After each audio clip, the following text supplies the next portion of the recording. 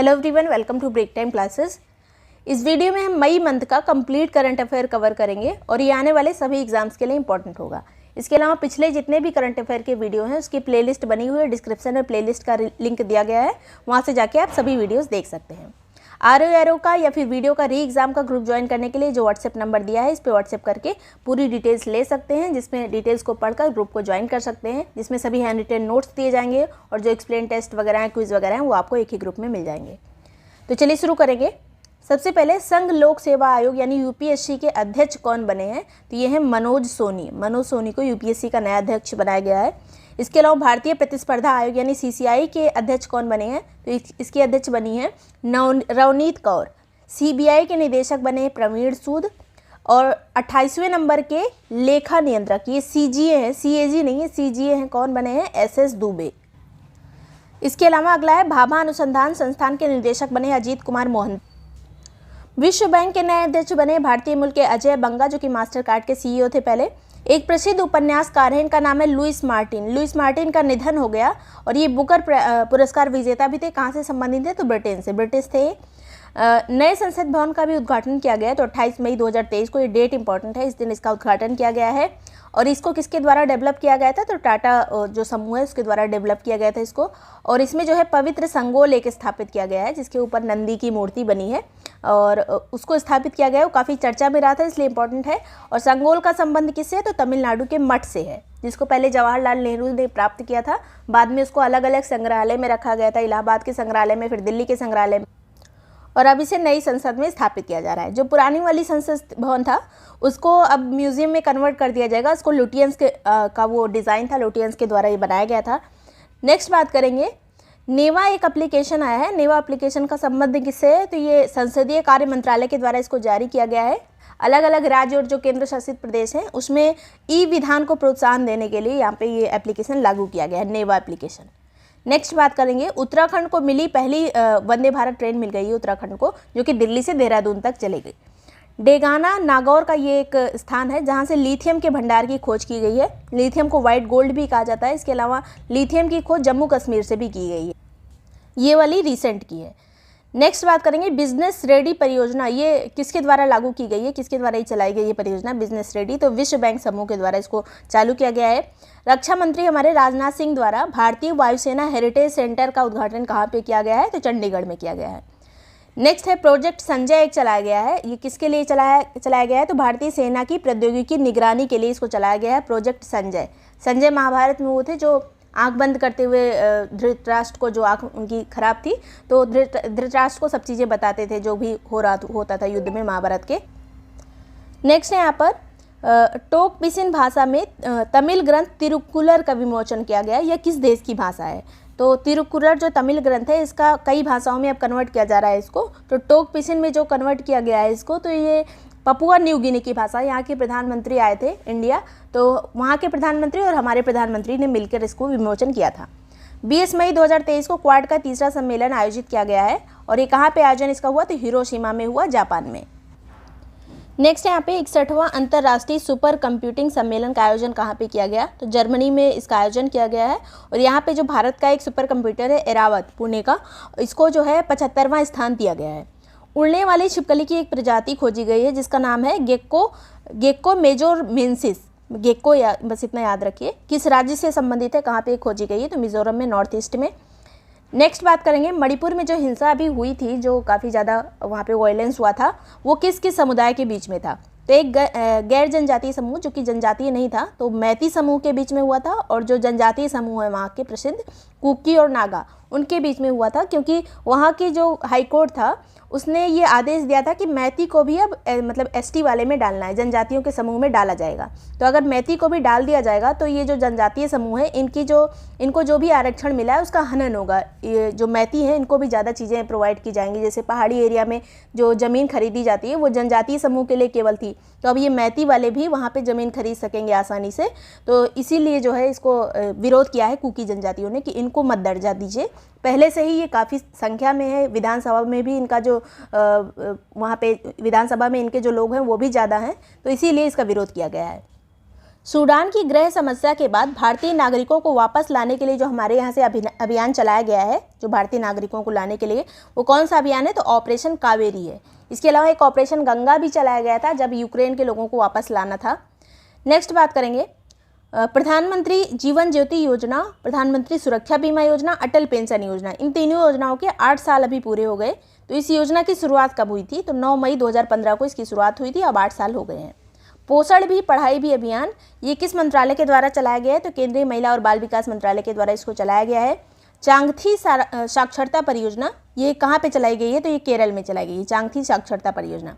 विश्व पृथ्वी दिवस 22 मई को मनाया गया। 2023 की इसकी थीम क्या थी? तो agreement to action build back biodiversity. Mo Ghar योजना कहाँ की है? तो जहाँ पे भी मो लगा रहेगा वो सभी योजना जो है उड़ीसा की रहेगी। तो उड़ीसा की योजना है, नवीन पटनायक के द्वारा चलाई गई है। सबांग बंदरगाह भी चर्चा में रहा, क्योंकि ये सबांग बंदरगाह का डेवलपमेंट किया जा रहा है। ये इंडोनेशिया में स्थित है और भारत और इंडोनेशिया ने मिलकर इसका डेवलपमेंट करने का प्लान बनाया है। तो पूछा जा सकता है सबांग बंदरगाह किस देश में स्थित है? तो इंडोनेशिया में है। अगले यहाँ पर लंबी दूरी की बैलिस्टिक मिसाइल खाइबर का परीक्षण अभी किया गया है। तो ये किस देश ने किया है इसको? तो ईरान ने किया है। 2000 किलोमीटर की मिसाइल है खाइबर। कावेरी 2.0 संपत्ति पंजीकरण ऐप एक डेवलप किया गया है बेंगलुरु के लिए। बेंगलुरु के राजस्व विभाग ने इसको बनाया है। अराकू वैली कॉफ़ी को एपेडा द्वारा जैविक उत्पादन के लिए सर्टिफिकेशन मिला है। तो अराकू वैली कहाँ स्थित है? आंध्र प्रदेश में। स्वदेशी अंतरिक्ष रॉकेट नूरी को भी लॉन्च करने वाला देश कौन सा है? तो इनका अपना खुद का रॉकेट नूरी को लॉन्च किया दक्षिण कोरिया ने।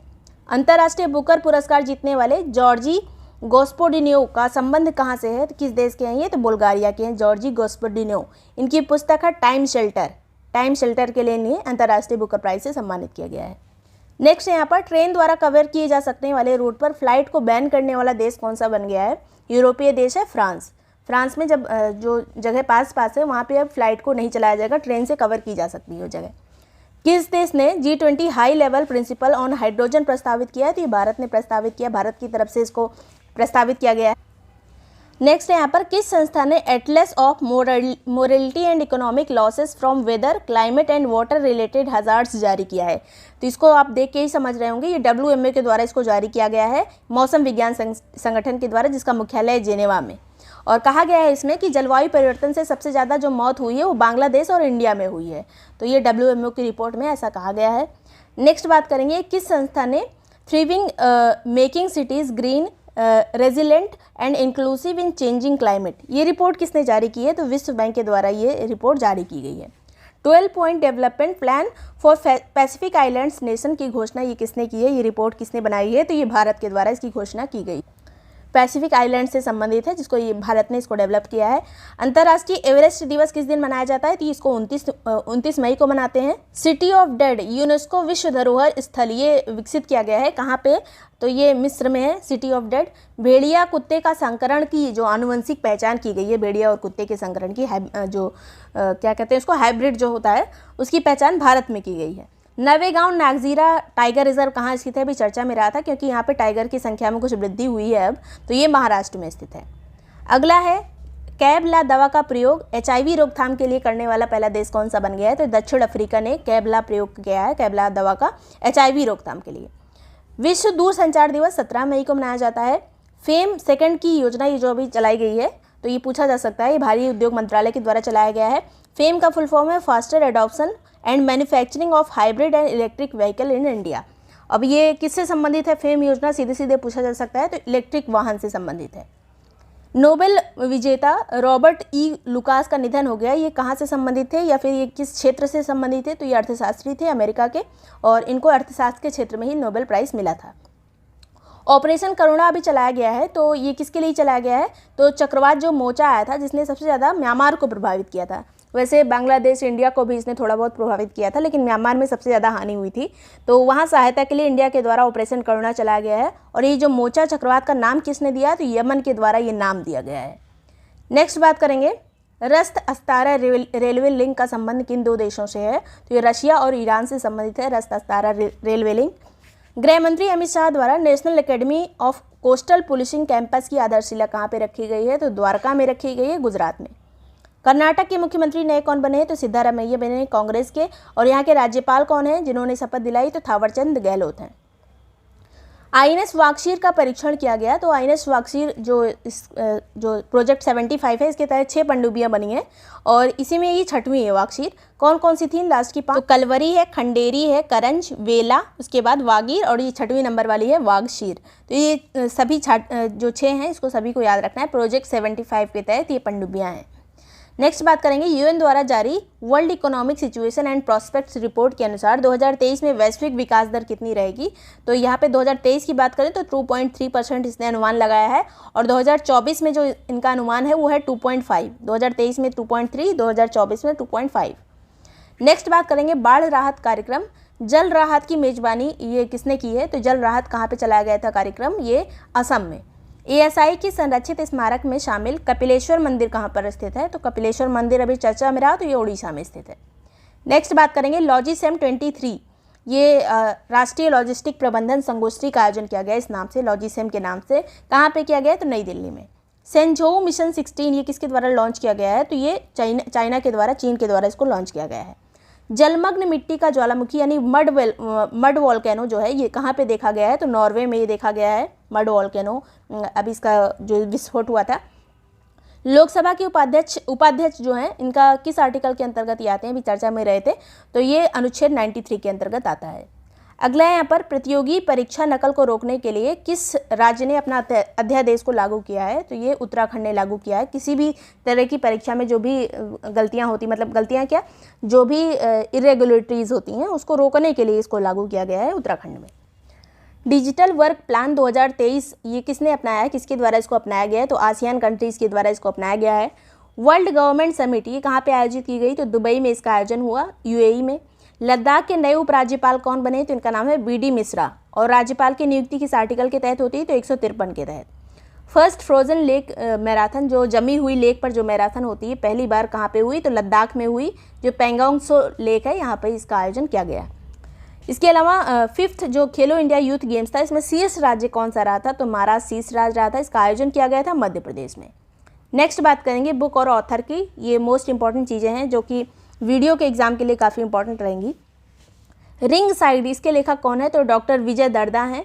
एनटीआर ए पॉलिटिकल बायोग्राफी इसके लेखक हैं Ramchandra Murthy. The golden year के हैं Ruskin Bond. Supreme Court on commercial attribution इसके हैं मनोज कुमार। अगला है यहाँ पर Droupadi Murmu from tribal hinterlands to Raisina Hills, इसके लेखक हैं Kasturi Rai. Collective spirit concrete action इसके लेखक हैं शशि शेखर वेम्पति। रिफ्लेक्शंस के लेखक हैं यहाँ पर Nirmala Sitharaman ji. Smoke and assess इसके लेखक हैं अमिताभ घोष। ये इंपॉर्टेंट है, स्मोक एंड एसेस ये पूछी जा सकती है। क्रॉस कोर्ट इसके लेखक हैं जयदीप मुखर्जी। सचिन एट 50 के लेखक हैं बोरिया मजूमदार। कोर्टिंग इंडिया की नंदिनी दास। वॉर एंड वुमेन की एम.ए. हसन। फिर है पियर या फिर प्यारे जो है इसके लेखक कौन है? तो पेरुमल मुरुगन है और इसको जो है इंटरनेशनल बुकर प्राइज़ भी प्राप्त हुआ है। तो ये वाला पुस्तक जरूर याद रखिएगा, ये तमिल हैं पेरुमल मुरुगन, इनके द्वारा ये लिखी गई है। आज़ाद पुस्तक गुलाम नबी आज़ाद की है। The matter of the heart ये अनुराग बहर की है। स्नेक इन द गंगा ये राजीव मल्होत्रा और विजया विश्वनाथन की है। Vipin the man behind the uniform इसके लेखक हैं Rachna Bisht. As good as word ये एज माई वर्ल्ड ये इसके लेखक हैं के.एम. चंद्रशेखर। तो ये इतनी पुस्तकें जो रिसेंट वाली हैं, ये काफ़ी ज़्यादा इंपॉर्टेंट है। नेक्स्ट यहाँ पे कुछ रैंक और इंडेक्स हैं, इसको देख लेते हैं। तो वर्ल्ड प्रेस फ्रीडम इंडेक्स जो भी हाल ही में जारी किया गया, ये जो है इसमें इंडिया की रैंक 161 हो गई है। 150 से 161 पे पहुँच गया इंडिया। इसके अलावा इसमें टॉपर कौन रहा नंबर 1 पे? तो नॉर्वे रहा। और जारीकर्ता कौन है? तो रिपोर्टर्स विदाउट बॉर्डर्स के द्वारा इसको जारी किया जाता है। अगला है यहाँ पर वर्ल्ड हैप्पीनेस रिपोर्ट। इसमें भारत की रैंक रही 126। पहले नंबर पर है फिनलैंड, लगातार 6वीं बार UNSDSN के द्वारा इसको जारी किया गया है। लॉजिस्टिक परफॉर्मेंस में इंडिया का नंबर है 38 और यहाँ पर जो पहले नंबर पर है वो सिंगापुर। सबके पब्लिशर इंपॉर्टेंट नहीं है, बस कुछ के पब्लिशर यहाँ पर देखने हैं बस। नेक्स्ट बात करेंगे ग्लोबल एयर क्वालिटी। ये जो रिपोर्ट आई इसमें इंडिया का नंबर कौन सा है? तो 8वां नंबर है, मतलब सबसे खराब वाली लिस्ट में 8वें पे पहुँच जाता है ये। फिर सबसे खराब कौन सा है? तो चाड सबसे खराब है, मतलब एयर क्वालिटी में। मोस्ट क्रिमिनल कंट्री वाला जो देश है वो उसमें इंडिया की रैंक है 77। सबसे ज़्यादा क्रिमिनल्स कहाँ पर? वेनेजुएला में। हुरुन रिच लिस्ट में नंबर 3 पे आता है भारत और चाइना का नंबर है इसमें पहला। ग्लोबल टेररिज्म इंडेक्स में इंडिया का नंबर है 13, मतलब टेररिज्म से सबसे ज़्यादा प्रभावित के नंबर में देखा जाए तो 13 नंबर है इंडिया का। पहले नंबर पे अफगानिस्तान है। नेटवर्क रेडीनेस इंडेक्स में इंडिया का नंबर है 61, पहले नंबर पर है यूएसए। ह्यूमन डेवलपमेंट इंडेक्स में इंडिया का नंबर है 132 और स्विट्जरलैंड पहले नंबर पर है। ग्लोबल हंगर इंडेक्स में 107 नंबर पे इंडिया, बेलारूस जो है ये पहले नंबर पर है। एनर्जी ट्रांजिशन इंडेक्स में 87 नंबर पर है इंडिया और स्वीडन पहले नंबर पर है। ग्लोबल इनोवेशन इंडेक्स में 40 नंबर पर है इंडिया, स्विट्जरलैंड पहले नंबर पर है। वर्ल्ड कॉम्पिटिटिवनेस इंडेक्स में 43 नंबर पर है इंडिया और स्विट्जरलैंड पहले नंबर पर है। ग्लोबल जेंडर गैप में 135 नंबर पर है इंडिया, आइसलैंड पहले नंबर पर है। हेनले पासपोर्ट इंडेक्स में 185 पे इंडिया, जापान और सिंगापुर पहले नंबर पर हैं, दोनों संयुक्त रूप से पहले नंबर पर हैं। ग्लोबल पीस इंडेक्स में इंडिया का नंबर है 135, आइसलैंड जो है पहले नंबर पर है। तो ये इतनी चीज़ें मोस्ट इंपॉर्टेंट थी जो मई मंथ से पूछी जा सकती हैं आने वाले किसी भी एग्जाम के लिए। तो वीडियो पसंद आया, यूजफुल लगा तो लाइक और सब्सक्राइब कर लीजिएगा। इसके अलावा आरओ का या फिर वीडियो का री एग्जाम का ग्रुप ज्वाइन करने के लिए जो नंबर दे इस पर व्हाट्सएप करके ग्रुप की डिटेल्स ले सकते हैं, जिसमें सभी हैंड रिटन नोट्स वगैरह टेस्ट वगैरह आपको मिल जाएंगे। Thank you so much for watching break time classes.